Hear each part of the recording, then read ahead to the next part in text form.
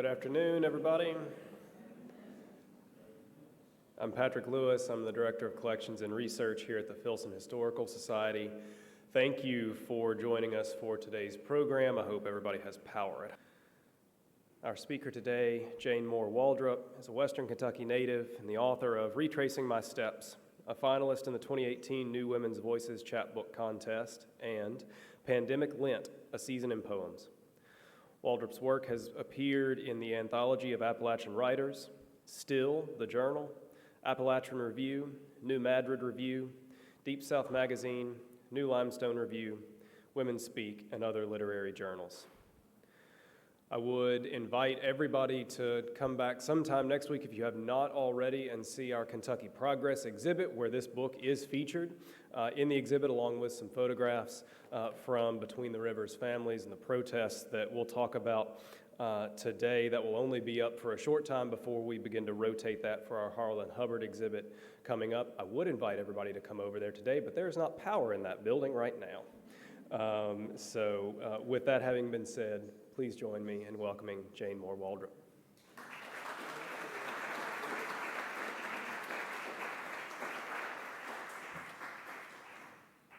Thank you very much for being here today, and I appreciate the opportunity to be here at the Filson. And I'm happy to be back in Louisville. We lived here for many years, and it's always good to return here. I want to start out by reading a small portion from Drowntown, and then I will move forward with my talk. This is from the first chapter in the book. And one of the main characters, Cam, is a woman who lived in Old Eddyville as a child. They were moved out when she was a very young child. She's an adult now and going back to that place that she remembered growing up. The two-lane highway dead-ended at a lonesome knoll overlooking Lake Barkley. Cam parked in a grassy area beside the road and walked toward what used to be Water Street, the hilly one that had ended at the ferry landing. The broad lake sparkled in the midday sun. The sky was bright and cloudless. She watched as a large cabin cruiser, better suited for the ocean than an inland waterway, powered its way through the narrow, twisting channel marked by red and green navigation buoys.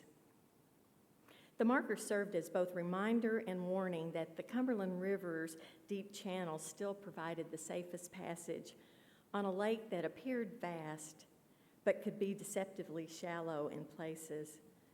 The cruiser spread an oversized wake that rocked nearby fishing boats and caused the captain of a slow, scruffy pontoon boat to swerve at a defensive angle to keep from getting swamped. A lone bronze marker revealed this spot's history as the former site of Eddyville, a thriving town settled near a series of bends in the Cumberland River, which snakes a course through the middle of the country from mountains to barrens to rolling hills. The plaque told the town's role in American history as an outpost on the western frontier, as an important junction during the Civil War, as a commercial center and county seat. The tarnished words also described mid-century government projects for flood control, hydroelectric power, and tourism when the flowing river was dammed. The sign memorialized U.S. presidents, vice presidents, and governors from Kentucky and Tennessee, but failed to mention the people who had lived in the town and given up their homes as the giant lake rose. They had been told their sacrifice was for the public good. They were never told how much they would miss it or for how long.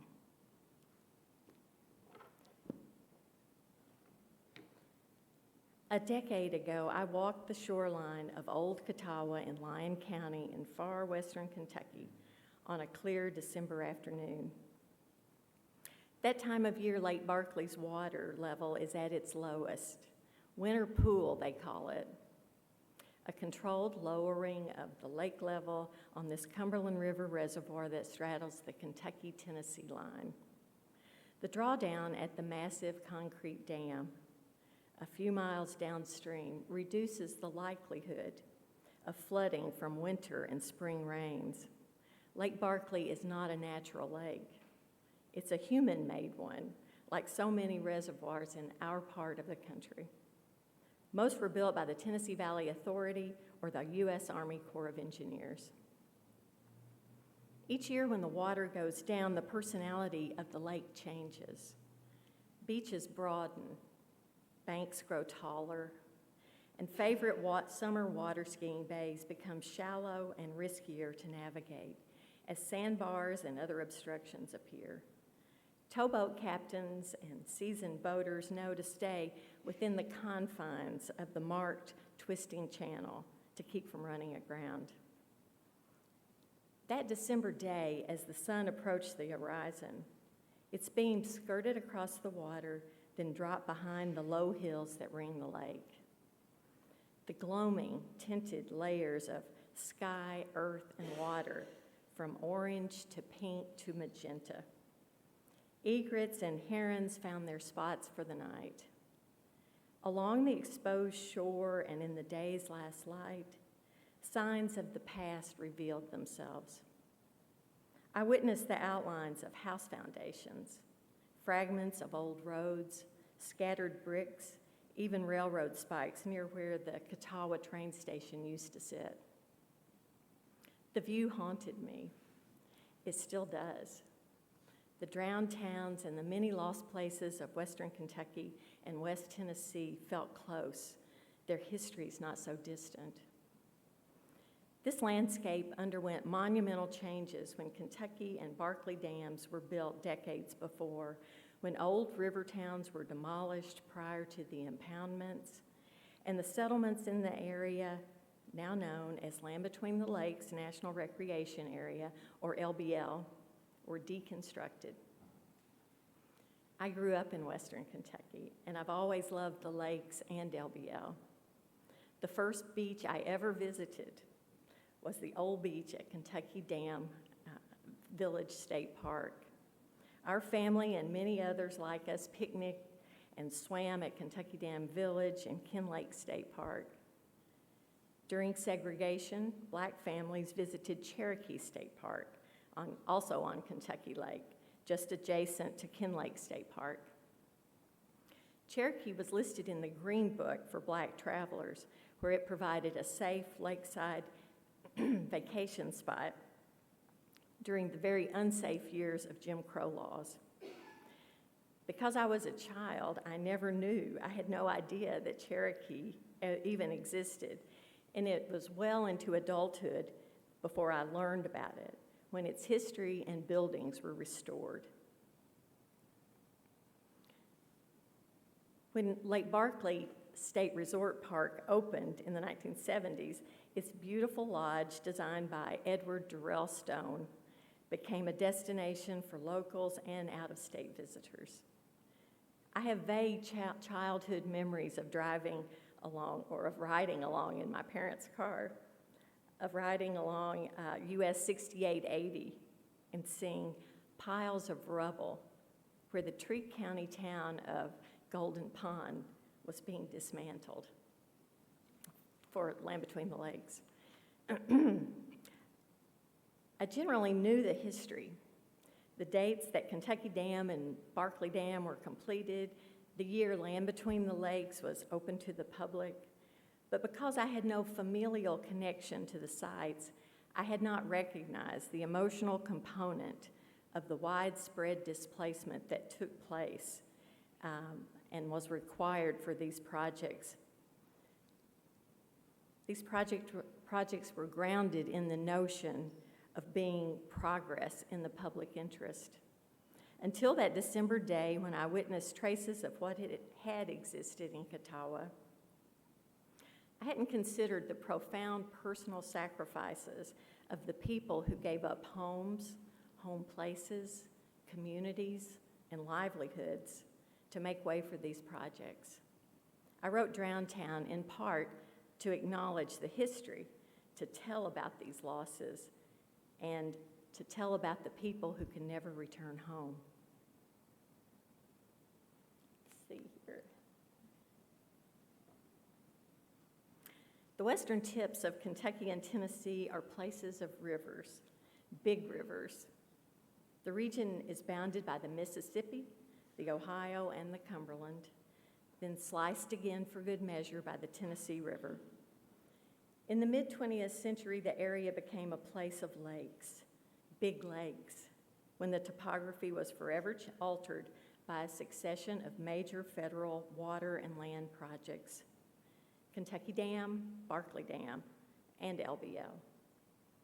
Today, this part of the state is called the Western Waterland.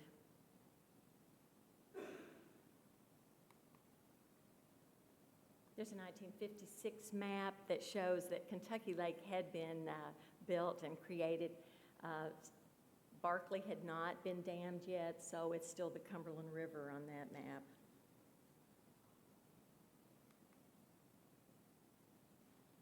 And then you can clearly see why they named it Land Between the Lakes, once both lakes were in place. Before the lakes, a narrow strip of land situated between the Tennessee and the Cumberland Rivers was known as Between the Rivers, where the people lived in small towns or on family farms. Many were descendants of settlers who arrived in the early 1800s after the region became part of the United States during the westward push for additional territory. The original 1818 government buyout for this part of Kentucky and Tennessee, known as the Jackson Purchase, was negotiated through treaties with the Chickasaw Indians, who had also called this place home for generations.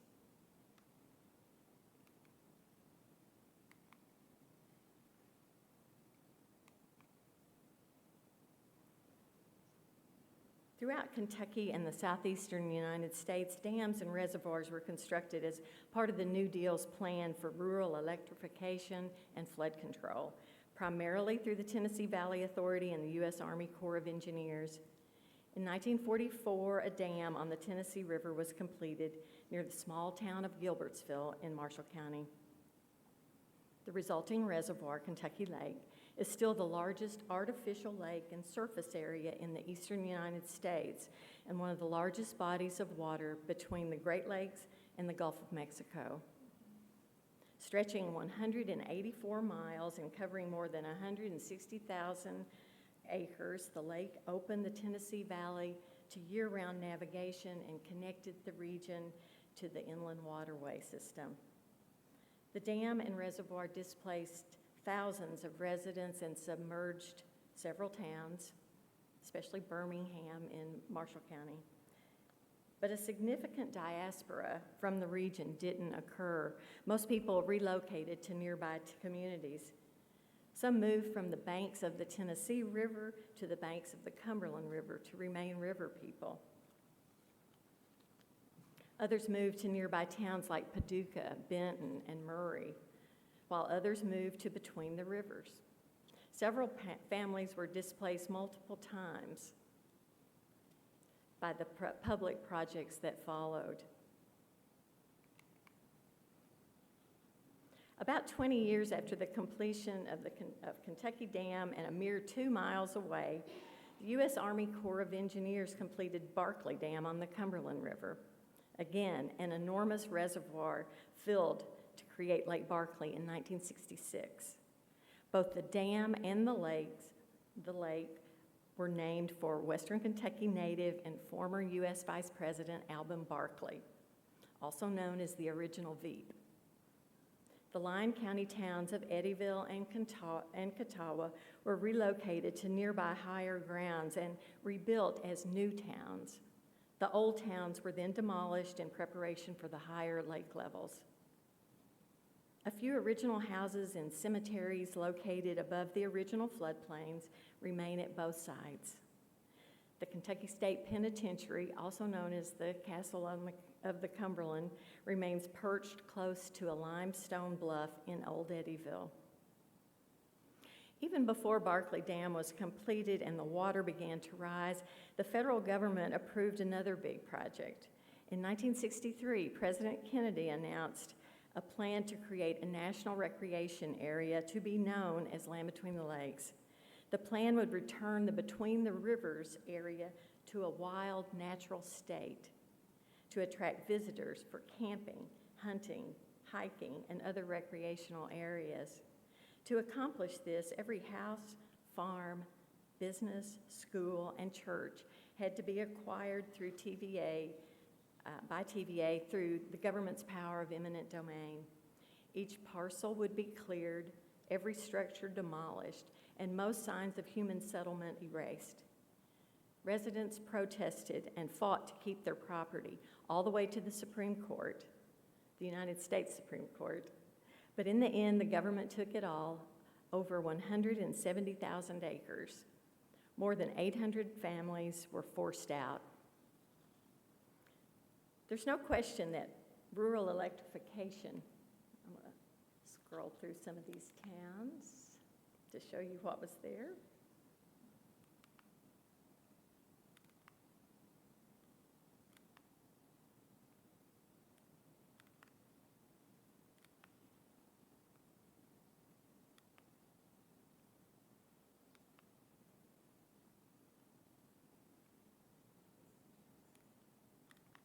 Golden Pond, the town of Golden Pond was taken for LBL.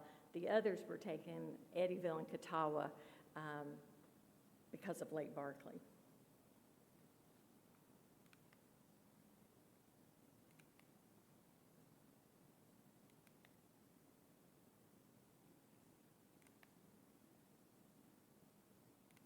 So many of these places you just don't hear about anymore, like Fenton. It's basically a road sign on US 68 now, in Land Between the Lakes. There's no question that electrification of this rural part of the country sparked dynamic and dramatic economic growth and provided thousands of good-paying jobs at the dam's construction sites and at new chemical and industrial plants built nearby. There's no doubt that the region needed reliable flood control and river navigation. Flood control was especially important, especially after the catastrophic 1937 flood and other frequent but significant flooding. The lakes drove a wave of development that attracted tourists to the recreational opportunities of boating, fishing, and swimming, and paved the way for increased tax revenues that lifted towns, counties, and school districts out of poverty. But there was a price to be paid for progress, and in Western Kentucky, some folks paid dearly. These show some of the floods that were documented by the U.S. Army Corps of Engineers during the 1937 flood. And it was catastrophic.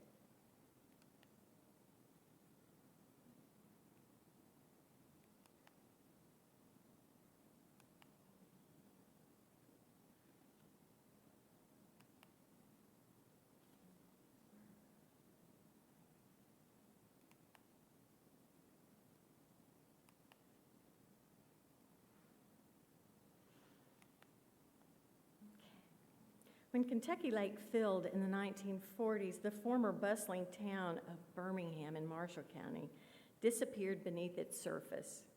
To make way for Lake Barkley, the old towns of Eddyville and Catawba were demolished in the 1960s. Canton in Trigg County became a near ghost town. Farmhouses along both rivers were knocked down and fertile bottomlands submerged. By 1970, nearly every Between the Rivers resident had been removed, and the communities of Golden Pond in Trigg County, Kentucky, and Model and Tharp in Stewart County, Tennessee were razed. In isolation, each project brought significant change, but collectively, the environmental and social impact was enormous. To put this in perspective, consider these facts. Kentucky has 46 lakes, but only 3 are natural lakes. Reelfoot Lake is primarily in West Tennessee, but with fingers that extend into Kentucky, and was created around 1811, 1812, by a strong earthquake along the New Madrid Fault. Legends say that the earthquake was so strong it made the nearby Mississippi River run backwards. So this means that nearly all the lakes in our region that we know today have been created by humans, not nature.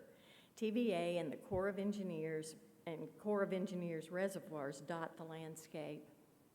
Communities in Kentucky and throughout the Southeast have the benefits of hydroelectric power, flood control, and tourism. The progress that came with these economic assets are accompanied by stories of drowned towns and lost places surrounding our destination lakes, including Lake Cumberland, Dale Hollow, Rough River, Green River, Nolan, Lanier and Fontana, Percy Priest, Old Hickory, Norris, a little bit further out in the region. The history of these projects and our march toward progress are inextricably linked to sacrifices of home and place. Human displacement occurs for a variety of reasons, usually from external forces, economic, environmental, political, sometimes personal. In many ways, human displacement is foundational to the idea of progress, as evidenced by many projects created in the public interest, like these dams and reservoirs and the nationwide interstate highway system. Displacement also occurs in conjunction with the conservation and recreation movements that brought us the National Park Service. The first parks in the West, Yosemite, Yellowstone, and Grand Canyon, came from the forced evictions of indigenous peoples, including the Chowchilla, Nez Perce, and Havasupai. During the settlement of the United States and our westward expansion, displacement of native peoples came at the hands of successive waves of settlers. But as the national park projects ramped up, the ancestors of these homesteaders also found themselves in the way. Beginning in the 1920s, more than 2,000 people, the majority of them subsistence farmers, were cleared out to make room for Shenandoah National Park in Virginia. More than 600 families were moved out to make room for Mammoth Cave National Park here in Kentucky. Nearly 6,000 people were displaced by the creation of Great Smoky Mountains National Park. And while these national parks are treasures for the American people, their creation, like the dams, lakes, and interstate highways, required significant sacrifice in the public interest. These sacrifices should not be forgotten.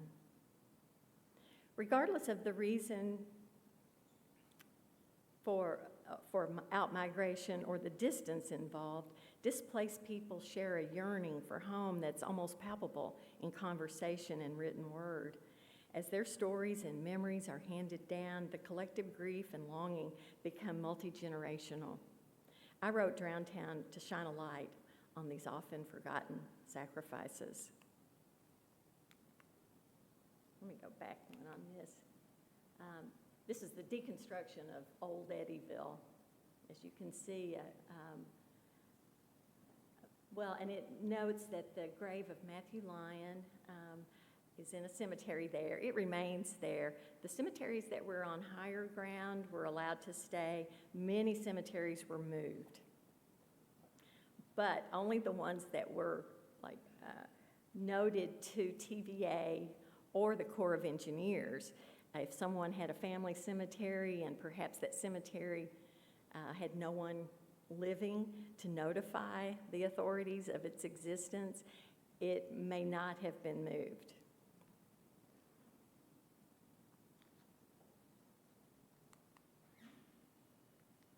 There's the school as it's being torn down.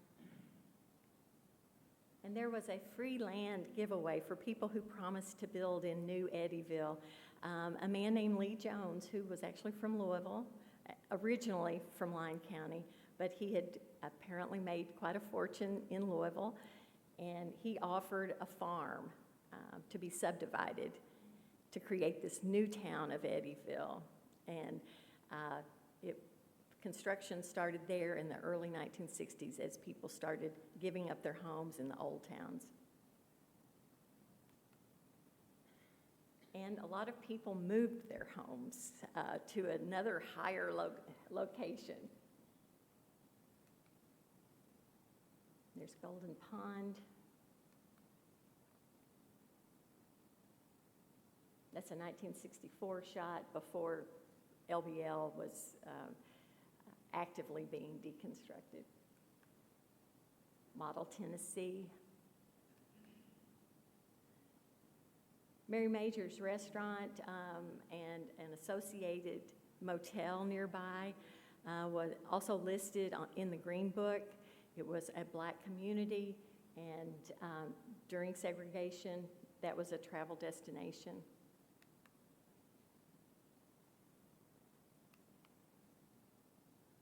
Lots of small towns. And here are some of the protests, and I know that that photograph is also in the Filson exhibit. So I hope you can see that when the lights come back on.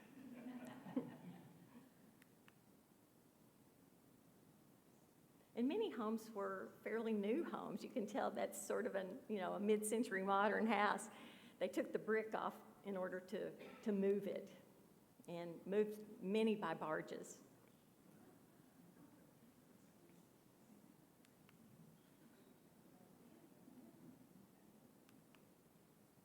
And the Holiday Restaurant was located in Fenton. It was also a destination for tourists and locals, and it was moved. It actually was moved to the Marshall County town of Aurora. And there's Golden Pond as it's being torn down. This is Golden Pond as it looks today in Land Between the Lakes. US 6880 crosses through there. There is a wonderful overlook that has been installed with a glass panel that shows you where roads and houses would have been, so you can get an idea of what the town looked like and where it's at. There are lots of bronze markers in Western Kentucky for these older places.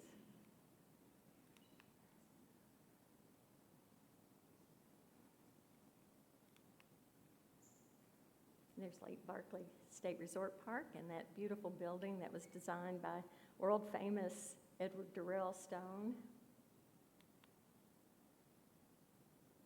And here are some photographs that I took. This is in Catawba, Old Catawba.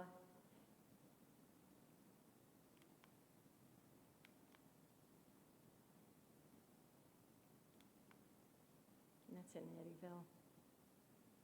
So when the water goes down at Winter Pool, you can see these things.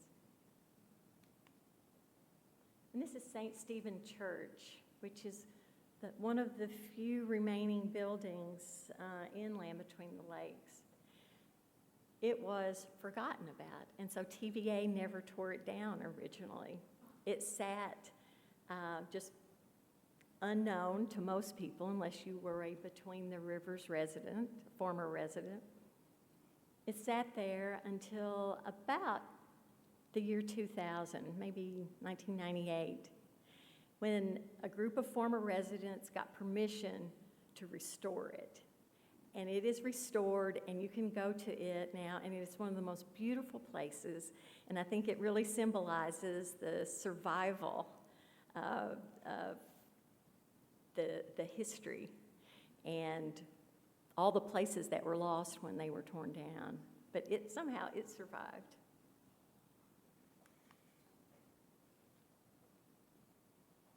So one thing I want to talk about is that Drowned Town, the book, is a work of historical fiction set against the backdrop I've just described. You may wonder why I decided to write the book as fiction instead of nonfiction to document this time period. As I researched the era, I found several books that documented the history through nonfiction, journalism, memoir, and poetry. I relied on many sources and archive materials, especially the photographic archives preserved by TVA, the Corps of Engineers, and Murray State University libraries. I recommend several books, particularly Between the Rivers, History of Land Between the Lakes by Betty J. Wallace, Castle, The Story of a Kentucky Prison by Bill Cunningham, A Country Boy from Owl Hollow by Clyde Lyon, New Covenant Bound by Tony Crunk, I Was Born When I Was Very Young, Bill Cunningham's tender memoir about growing up in Old Eddyville before the lake. Jim Wallace's book, Lest We Forget, is also a great documentation of the history. The writer Linda Cass has said, reading history allows us to understand what happened. Reading historical fiction allows us to be moved by what happened. Even after we know the facts, we continue to search for sense and meaning. That is at the essence of our humanity. The historical novelist exposes the reader to the inner lives of people across time and place, and in doing so, illuminates history's untold stories, allowing the reader to experience a more complex truth. So how does a writer of historical fiction accomplish this world building? What is real and what is imagined? As an author, one must create an authentic reality for the reader, and to do that, the writer must research the history of the place into which the writer is plopping these characters down. What does the place look like, smell like, feel like? What did people eat and wear and drive in the time period chosen by the author? What music did they listen to? What movies or TV programs did they watch? So while the writer imagines what her characters may say and do, she has to ground their story in an authentic time and place with all the details that will make the reader believe what the writer has imagined.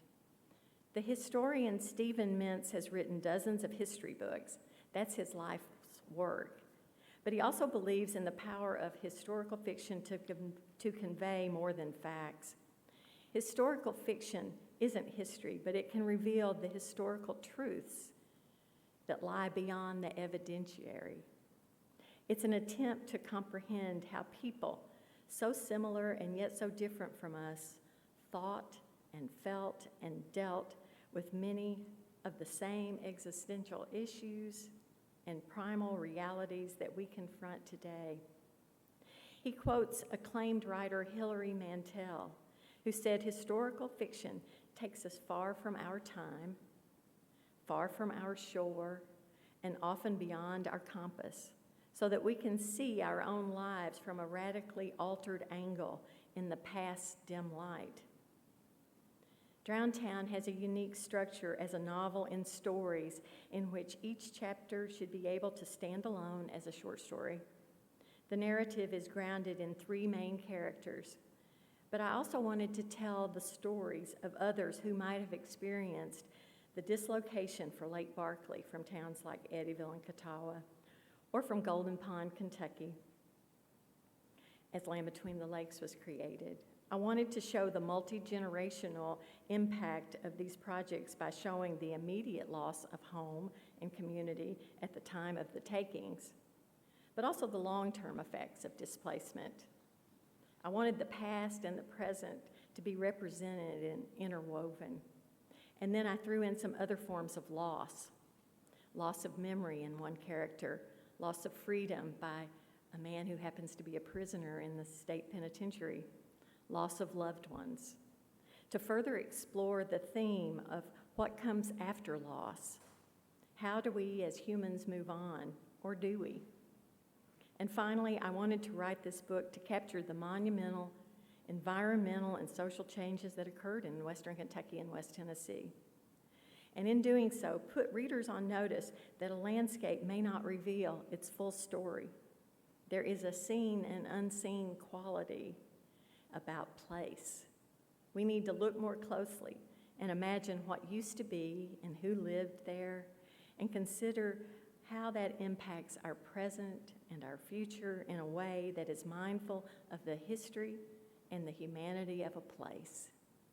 Thank you very much.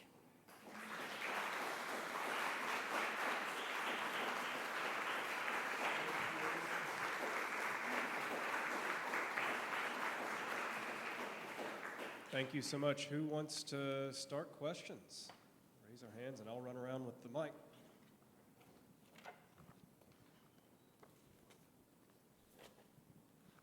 Did you get to study the history of Golden Pond moonshine? Oh, yeah, and actually, yes, there is. The question is, did I study the history of Golden Pond moonshine, which is an important part of the local history. It's also a resurfacing part of life in Western Kentucky now, too. There is a moonshine distillery in Canton, Kentucky now that goes by the name of Golden Pond. So I don't have that in Drowntown, but I am currently about halfway through a sequel to Drowntown, and moonshine is coming back into the picture. Anyone else? Did you start loving to write when you were around in the 8th grade by any chance? That's interesting. The question is, did I learn to love to write in about 8th grade? Actually, you're so close. It was 7th grade. And I had an English teacher at Lone Oak Middle School, and she really encouraged me to write. And of course, as I went to UK and got an English degree and thought, well, there's no way in the world I can make a living doing this. And so I went to law school to have something to fall back on. Well, the reason I intuited that is because I started learning to love to write in the 8th grade. And it helped me write down my feelings about our house being underwater. Oh. And the reason I bring it up is because I recognize that my 8th grade teacher is sitting 2 seats in front of me. Really? Oh, how wonderful. And the one thing that I do want to say that I tell people a lot of times, if you want to know actually what it was like, I think I would recommend that you see the film, Oh Brother, Where Art Thou? Yes. It is a good example of what it felt like for us to be home one day and then home to be underwater the next time you went. And my daughter's also a lovely writer, and I have to tell you something she says. She says, my legacy lives at the bottom of Lake Barkley. And when I was a girl, my grandfather would point out into the middle of the water, and he would say, we brought your mama home from the hospital and lived right out there. And she said, as a child, I believed I was from a family of mermaids. Oh, that's great. So which town did you, or were you moved? My family's from Golden Pond. Okay. But we moved from Golden Pond to Canton to get out. Right. And then moved from Canton when our home was put underwater there. So we moved. So your family was one of those families that had successive. Yes, I'm actually much, much older than I was. So I was born in 59 at the height of. All I was this. born at 59, and my father died and never, ever recovered from the grief. Ever. I think that story has happened so much in Western Kentucky. When you think about just the level of displacement and the associated grief that comes with that, I think it really affects the culture. You know, when you lose your history, you lose your place. I think that's so important. And this fact is not widely acknowledged, I think, for Western Kentucky, that there's been so much change, and it is multi-generational, as you are telling us today. I just have to add that she was one of the most creative students that I had the pleasure of teaching. She's done a lot with her life, so good to see you. That's wonderful. I love this. And especially since, one of the characters, it's Cam, the one we started out with. We have I have one story about her going to her new elementary school, and that school connection is really important in that story. I was glad to see the picture of the Ediville High School because my grandma graduated from there in '37, and I have her high school ring.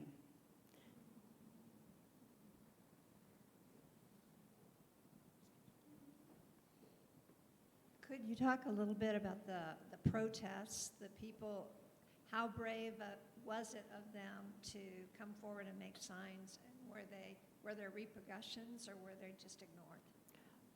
Well, the question is, she asked about the protests, and primarily the protests were in land between the lakes or between the rivers. I think it was sort of taken for granted that with the construction of the dams and the lakes, that was going to happen. I don't know of protests for those events. I think most people in the area were pretty happy to have the dams built. But for between the rivers, there were lots of protests, both in the public arena, like the photograph that I included. Those went on for a long time. There were also individual protests where people were considered holdouts, that they would avoid service of, the paperwork. They would not be home if they thought that they were coming. They also would load up a shotgun and run off the appraisers and the other officials with TVA. Also, TVA set up a land office in Golden Pond, and I understand it was riddled with shotgun blasts frequently. So there were those individual acts of defiance as well as the public protest. There was a lawsuit that went through the court system all the way to the Supreme Court, but because it was considered within the reasonable power of the government and the power of eminent domain, it was in the public interest, those were unsuccessful.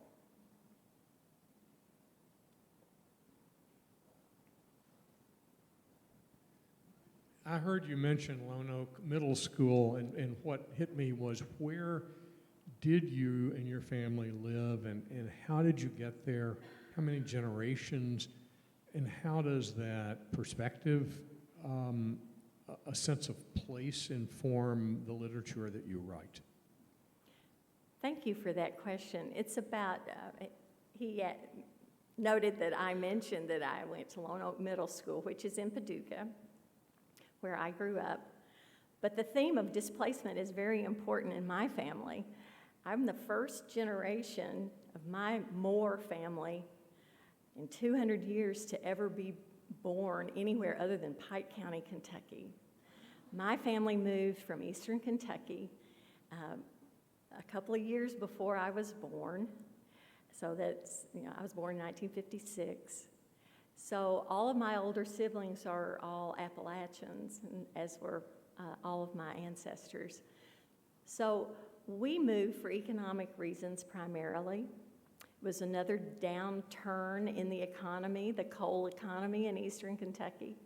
So I grew up in McCracken County in Paducah when it was a boom town. It was they were building the atomic plant in Paducah, and there was just a lot of, it was a good economic time to be in Western Kentucky. So my parents moved. So displacement is really important to me, and loss of home, because that's one of the things I saw in my parents. They stayed in Paducah the rest of their lives, built a good life for all of us, but they always considered the mountains home. That was always home, even though, they lived in Paducah 60 years. So I think that theme really resonated with me when I started looking at what had happened in Western Kentucky and to the people around the lakes and in between the rivers, that they had given up their homes. And I heard it in so many people that I talked to, just this yearning that was nearly palpable for home. And to me, that created the theme for the book. Any other questions?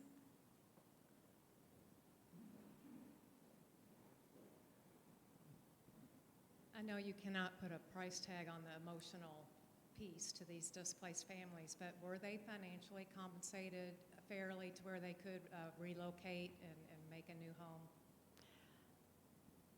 Well, the question is whether the families who were removed from these areas, if they were fairly compensated.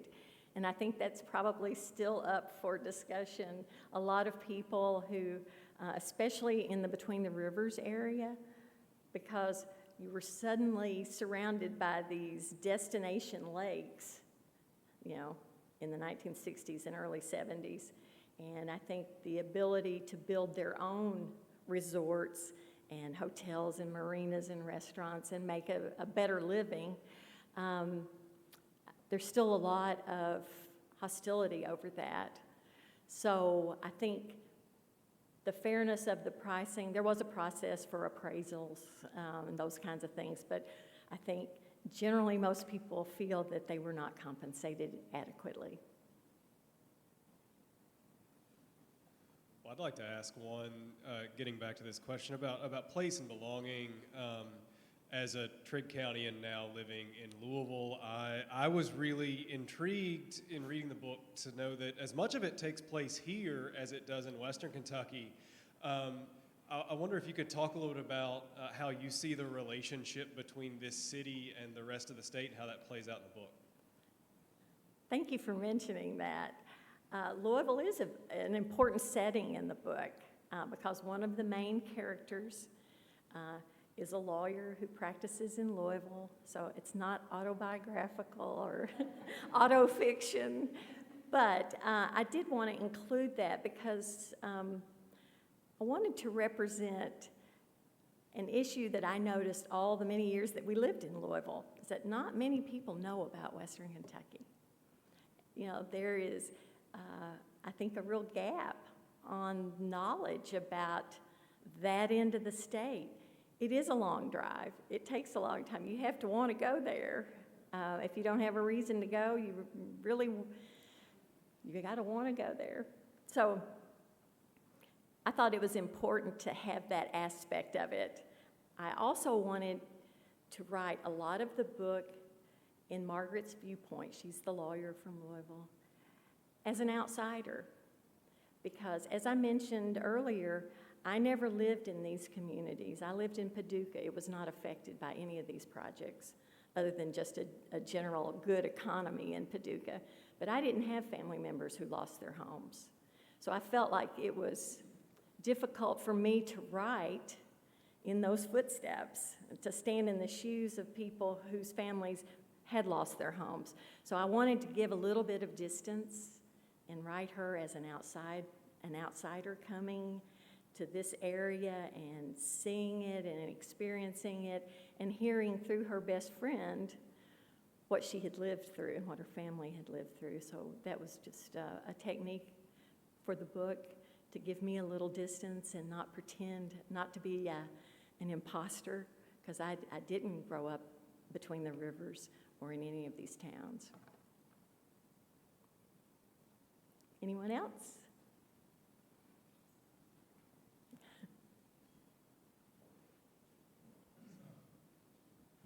You mentioned, excuse me, we lived in Paducah for a while too, and a good town. But when I lived there, the people that were around the lake were making pretty good money. Big business. Right. And like you said, it was a big tourist, and the thing that brought them was crappie fishing and fishing. Right. And now there's not little, but there's a fish that showed up known as the Asian carp, which has destroyed the fishing in both those lakes. And if you drive through the old areas where the boat docks and restaurants and all that, they're gone. And I think a lot of communities were, again, bypassed when US 6880 was built and I-24 came through. So again, the highway system has sort of made these smaller communities difficult to get to, and I do think that their economies are struggling. I agree with you.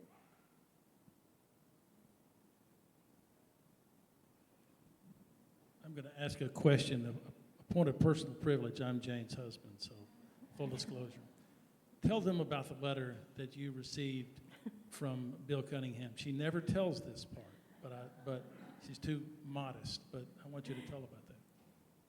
Well, Bill Cunningham, who was a Kentucky Supreme Court justice, grew up in Old Eddyville, lives in Catawba, New Catawba now, and has, ever since, I think, during his adult life.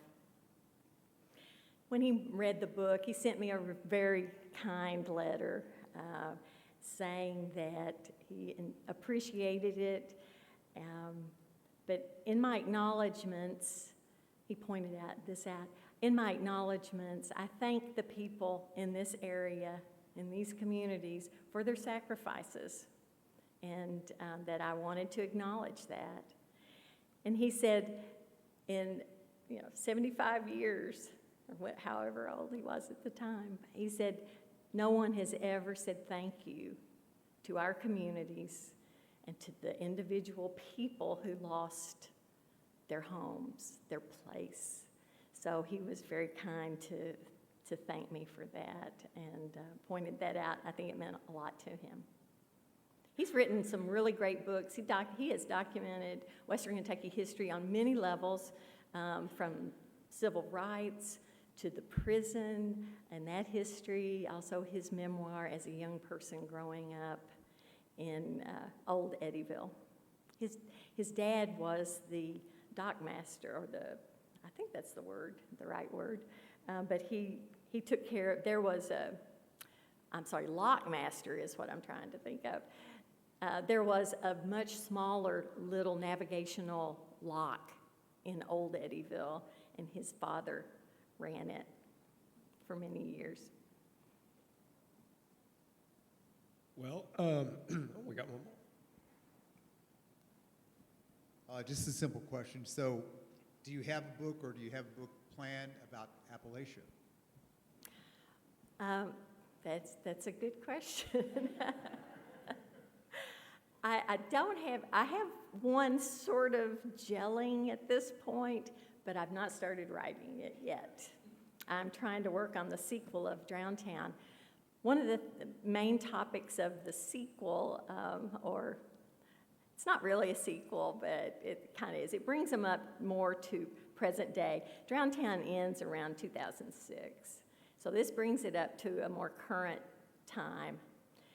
And to me, there's a really strong connection in Western Kentucky in the last few years of loss of place due to the tornadoes. And I think I see the same longing and yearning for home and for towns to look the way they're supposed to look. So that's going to be an important part of that story. Well, I really enjoyed this question and answer. Let's keep it going. We've got a handful of books over here for sale. Even if you already have a copy, this is a book that every Kentuckian should have, so buy one for somebody else. Can we have another round of applause for Jayne? Thank you.